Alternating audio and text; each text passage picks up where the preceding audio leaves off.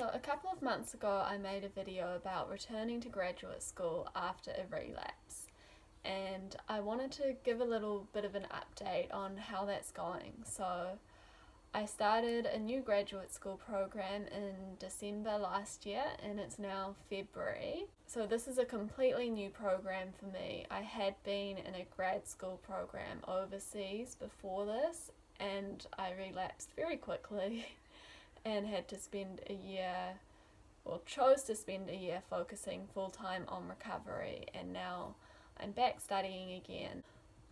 There are a number of steps that I've taken to try and make a successful transition, which I talked about in that earlier video.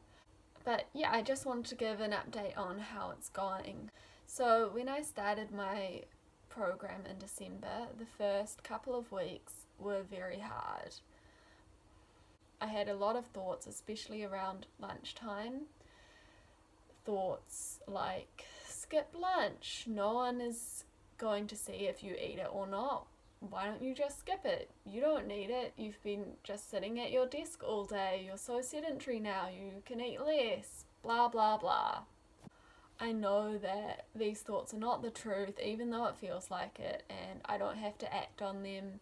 So I didn't, even though it felt really tough in the moment. I brought lunch and I ate it every day, and I continue to do that.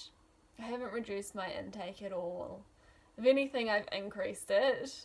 Studying actually uses a lot of brain power, and I feel like I've been even hungrier, and I want energy to study, and that means I need food. So now those thoughts have reduced a lot, thank goodness, and I'm much more into a routine, and eating every day regularly, meals and snacks, is much easier. So I feel much more settled into my program now. However, there are still a few challenges that pop up sometimes that I wanted to talk about. The biggest one for me, I would say, is diet culture. So I'm part of a really lovely lab group, and I feel really grateful to be part of this group. They're a really intelligent group of people, very kind, but even despite that, diet culture does not discriminate, and a lot of them have been influenced by diet culture and share some of those things with others. Every time someone has a birthday in the lab, we meet up and have cake together, which is really nice, a really nice tradition. But every time the conversation turns to something to do with the calorie content of the cake, or a lot of people in the lab like to go running, so it starts talking about exercise regimes, and then some people of course don't eat cake, some people eat part of the cake but not the icing, and all that sort of thing. And of course that triggers my anorexia brain to think, well, they're not eating cake, why are you eating cake? You don't need to eat cake, you shouldn't eat cake. If you eat this cake, you're going to gain a lot of weight, blah, blah, blah, blah. The thoughts just keep going. But I know what life I want to live, and I don't want to isolate myself anymore, making myself the odd one out by not having cake. I've spent so much time of my life doing that, and it's not fun, and it's like the isolation that I feel doing that is huge. The cake looks delicious, it tastes delicious, so I eat it. And even when the conversation turns to diet culture, I just block it out. I think about something else. I'm not interested in diet culture. I'm not interested in how often you go running. Someday, maybe I'll feel comfortable to challenge people in my lab and on their diet culture statements, but at the moment I don't really feel comfortable doing that, and I think that's okay. I'll just look after myself, ignore what they're doing, and keep doing what I want to do.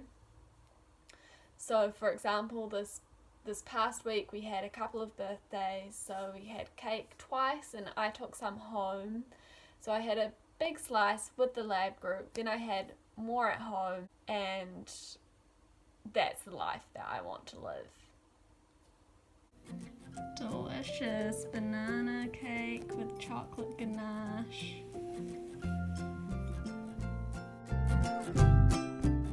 to be honest, it's a little dry, but food doesn't have to be perfect. Still tastes nice, so I'm gonna eat it anyway.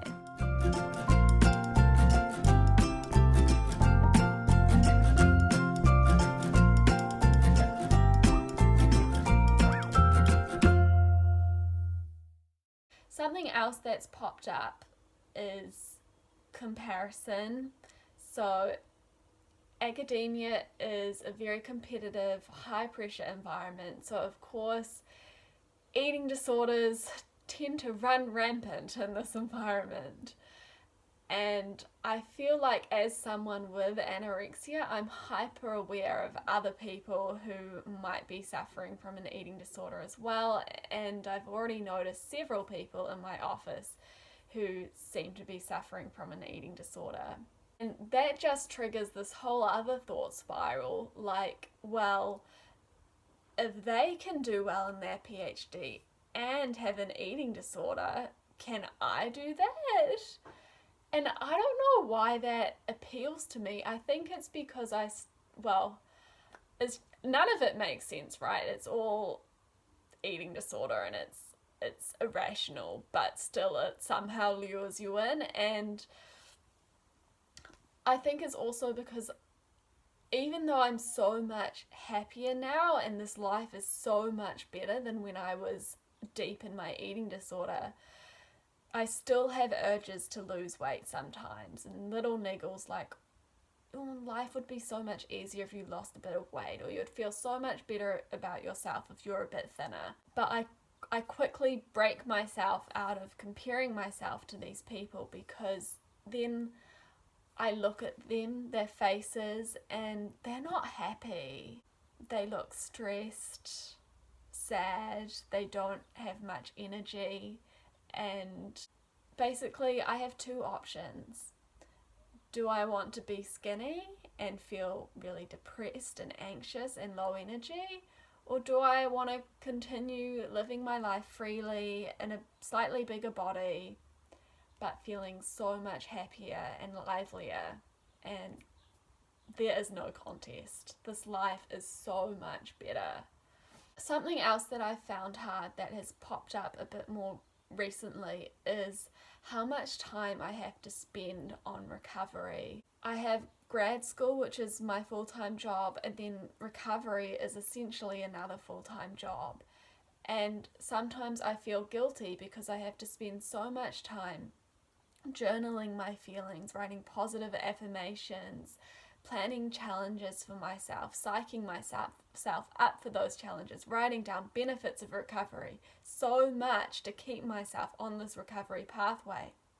And I feel like I could be a lot more productive with my PhD if I didn't have to spend so much time doing this other stuff. Like after we have cake in the tea room, sometimes I have to take time out from work when I feel like I really should be doing PhD work to just note down why it was so important that I joined in with the others and why I still need to eat my next snack or next meal. And other people don't have to do that, and I feel like maybe other people are more productive than I am, but the fact is as always, it doesn't matter what other people are doing. And yeah, maybe I am a bit less productive than I would like to be, but I have to keep myself focused on recovery all the time, because if I don't, there will be no graduate school. I would relapse. This is just what I have to do. I don't expect me to have to put this much work into it forever.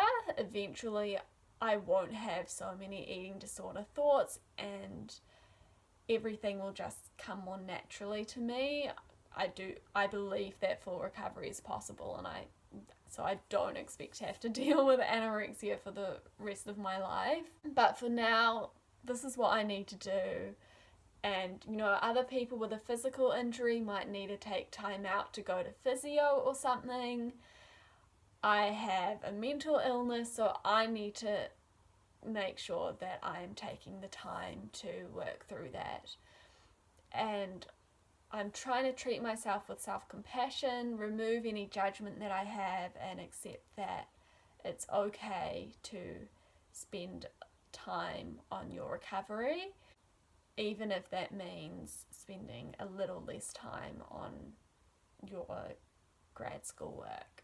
And on one hand, I actually think it helps me to maintain a pretty good work-life balance, because I go to my therapy appointments, I get out frequently, I work from different places, whereas other people I know are just in the lab all the time, working, and that's not my life, and I'm quite happy about that. But on the whole, graduate school is going really well, definitely a lot better than the first time around when I relapsed.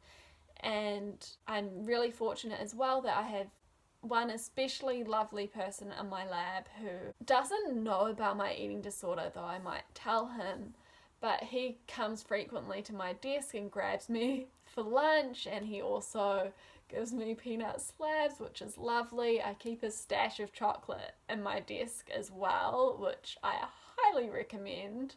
But so I think it is helpful to have sort of like an ally who, even when you're feeling stressed and overworked, will come and give you food or remind you to eat. So that's really nice. So I'll probably conclude this video here. Thank you so much for watching, and if you have any questions or suggestions for other video topics, please let me know, comment below, or feel free to send me a DM on Instagram. I'm recording this video slightly earlier this week because I'm actually going away for a week, which I'm really excited about. It's so nice to be healthy and able to travel and truly enjoy it. So really looking forward to that. But I will record again next week. And in the meantime, lots of love to you. Keep fighting, and I hope you're doing well. Okay, bye.